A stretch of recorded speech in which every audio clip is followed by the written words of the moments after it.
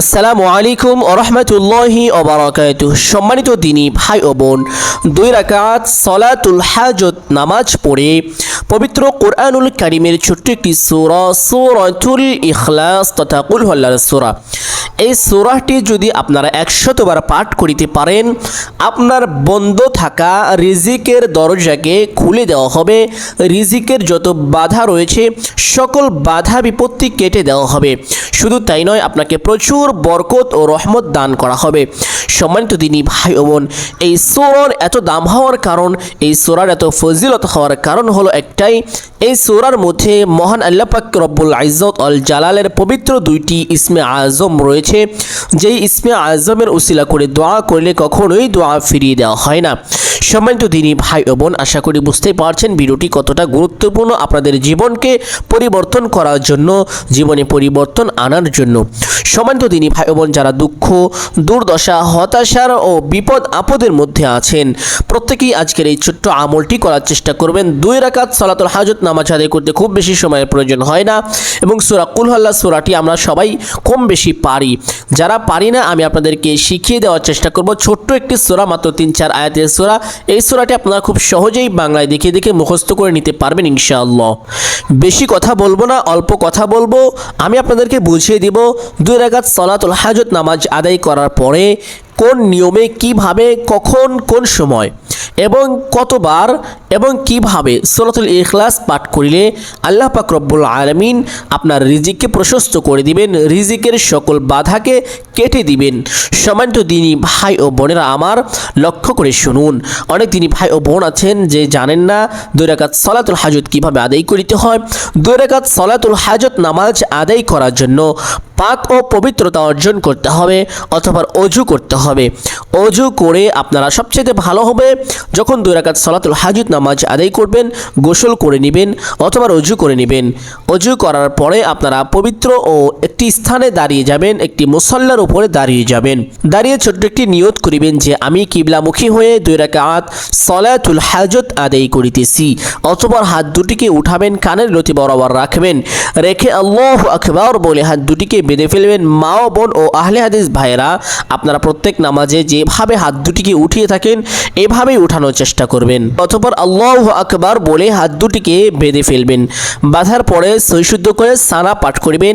আহলে হাদিস ভাইয়েরা যে সকল সানা পাঠ করেন সেই সানাটি পাঠ করবেন, আর অন্যান্য ভাই ও বোনেরা আপনারা যে সকল সানা পাঠ করে থাকেন সেই সানাটি পাঠ করবেন। আমি যেই সানাটি পাঠ করে থাকি, সুবহানাকা আল্লাহুম্মা ওয়া বিহামদিকা ওয়া তাবারাকা ইসমুকা ওয়া তাআলা জাদ্দুকা ওয়া লা ইলাহা গায়রুক, এই সানাটি আমি পাঠ করি। যারা এই সানাটি পাঠ করেন অনেকে একটি ভুলের মধ্যে আছেন, সেই ভুলটা হলো সুবহানাকা আল্লাহুম্মা পাঠ করেন।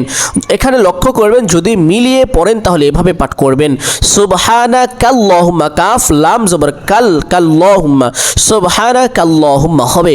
আর যদি ভেঙে ভেঙে পড়েন তাহলে সুবহানাকা আল্লাহুম্মা হবে। আপনারা এই বিষয়টি লক্ষ্য রাখবেন ইনশাআল্লাহ।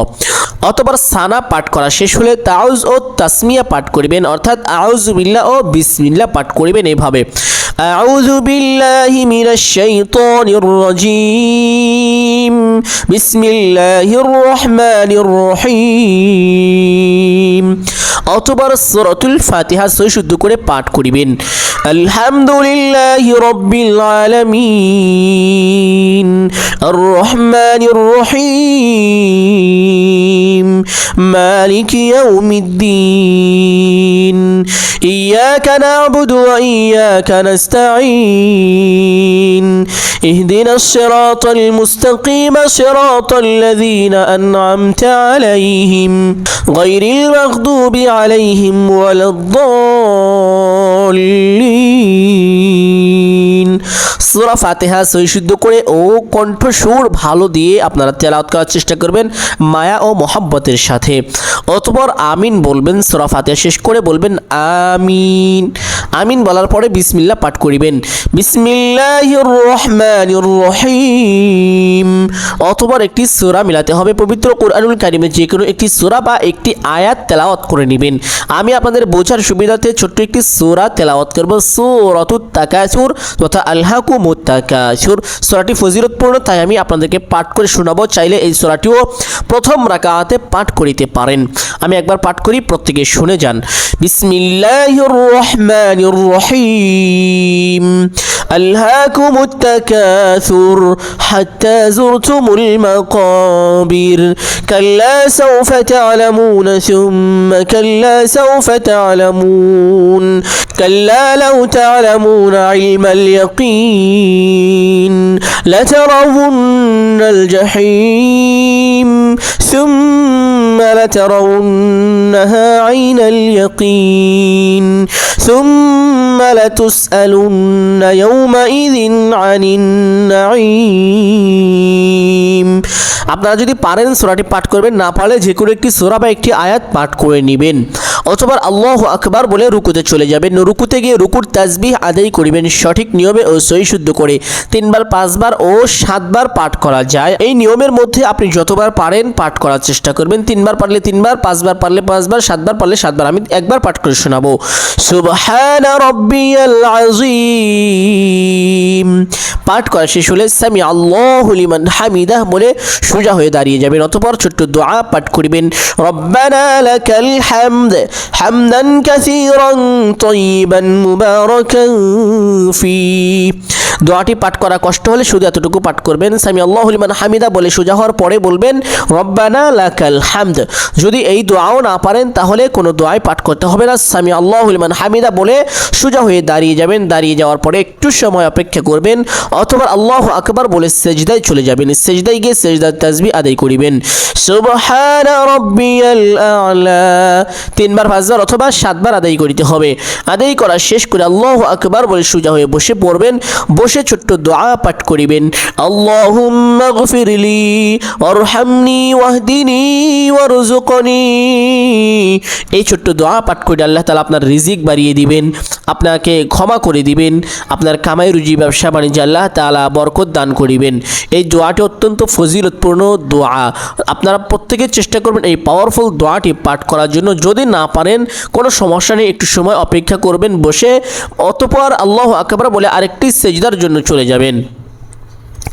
সেজদায় গিয়ে সেজদার তাসবিহ পাঠ করিবেন। সুবহানা রাব্বিয়াল আ'লা 3 বার, 5 বার অথবা 7 বার পাঠ করা শেষ হলে আল্লাহু আকবার বলে সোজা হয়ে দাঁড়িয়ে যাবেন। দাঁড়িয়ে হাত দুটিকে বেঁধে ফেলবেন। বাঁধার পরে তাসমিয়া তথা বিসমিল্লাহির রহমানির রহিম পাঠ করিবেন। পাঠ করা শেষ হলে সূরাতুল ফাতিহা পাঠ করিবেন এভাবে: আলহামদুলিল্লাহি রাব্বিল আলামিন আর রহমানির রহিম মালিকি ইয়াউমিদ্দিন ইয়াকা না'বুদু ওয়া ইয়াকা নাস্তাঈন اهدنا الصراط المستقيم صراط الذين أنعمت عليهم غير المغضوب عليهم ولا الضالين।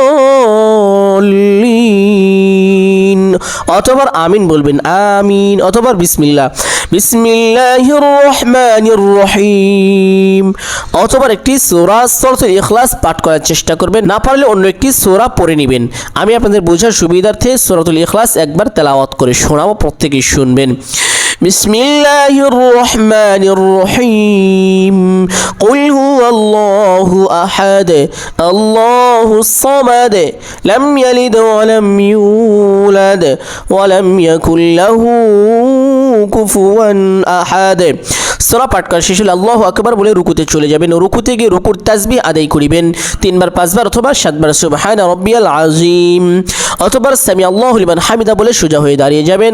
দাঁড়িয়ে ছোট্ট দোয়া পাঠ করার চেষ্টা করবেন, না পারলে না পাঠ করবেন, কোনো সমস্যা নেই।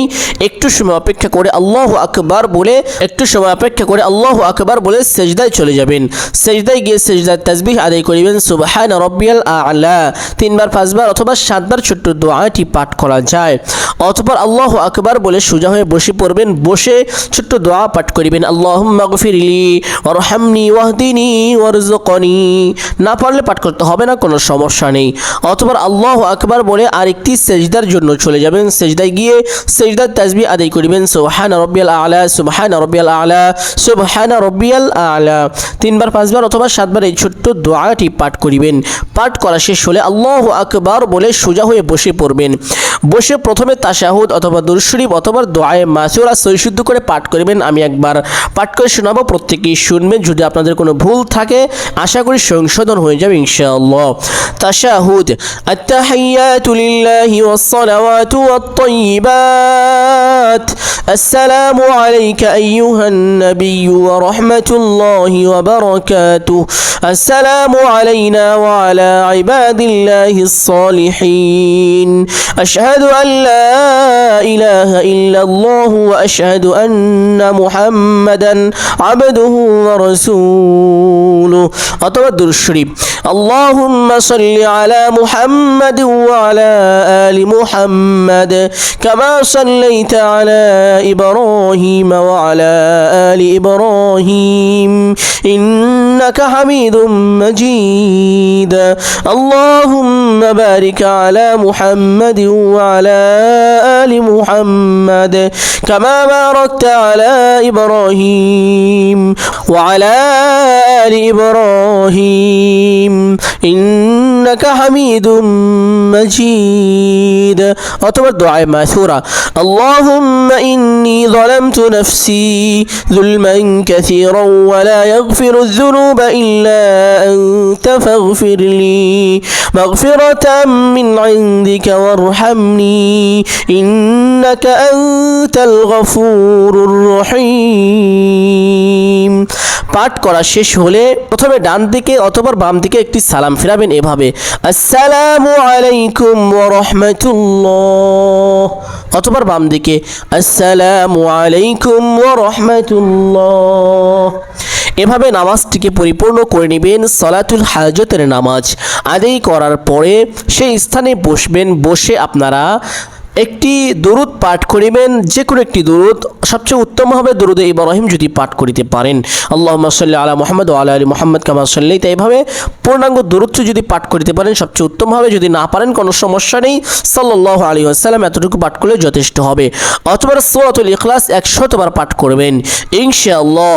আল্লাহর রহমতে আপনার ভাগ্যের দরজাকে খুলে দেওয়া হবে।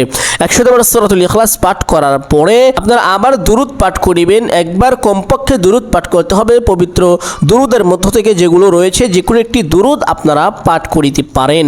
সম্মানিত দিনী ভাই ও বোন, এভাবে যদি আপনারা কয়েকদিন আমলটি করিতে পারেন, আল্লাহ আপনার রিজিকের সমস্ত বাধা দূর করে দিবেন, সমস্ত বিপদ আপদ বালা মুসিবত আপনার থেকে দূর করে দিবেন ইনশাআল্লাহ। সম্মানিত দিনী ভাই ও বোন, আজকের আমলটি অত্যন্ত গুরুত্বপূর্ণ ও পাওয়ারফুল আমল ছিল। অতএব প্রত্যেকের কাছে আমি রিকোয়েস্ট করব আপনারা প্রত্যেকেই ভিডিওটি সদকায়ে জারিয়ার উদ্দেশ্যে নেক নিয়তে শেয়ার করবেন। চ্যানেলটি সাবস্ক্রাইব করে বেল আইকনটি বাজিয়ে আমাদের সাথে থাকবেন। ধন্যবাদ, ভালো থাকবেন, সুস্থ থাকবেন। আসসালামু আলাইকুম ওয়া রাহমাতুল্লাহি ওয়া বারাকাতুহু।